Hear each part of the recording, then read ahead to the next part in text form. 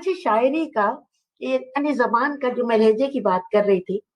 دیکھیے اب یادگار بزم غالب ایک حال ہی رہ گئے، وہ ہیں ضیاء محی الدین۔ دیکھیے لب و لہجے کی جو نزاکت، جو خوبصورتی اور جو ہر زبان، دیکھیے وہ ہفت زبان تو ہوں گے یقیناً، میں نے تو 5 زبانیں ان کے منہ سے سنی ہے، تقریباً 4-5۔ دیکھیے انگریزی، اردو، فارسی اور پنجابی، یہ زبان جب یہ بولتے ہیں جب، تو صاحب کیا سلیقہ ہے بولنے کا کہ آپ کسی لفظ پہ انگلی نہیں رکھ سکتے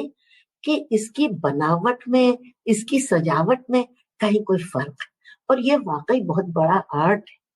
اس کے لیے۔ اور اب ہمارے یہاں سے یہ چیز ختم ہوتی جا رہی ہے، کیونکہ وہ لوگ ہی اب نہیں ہیں جو انگریزی ادب پڑھتے تھے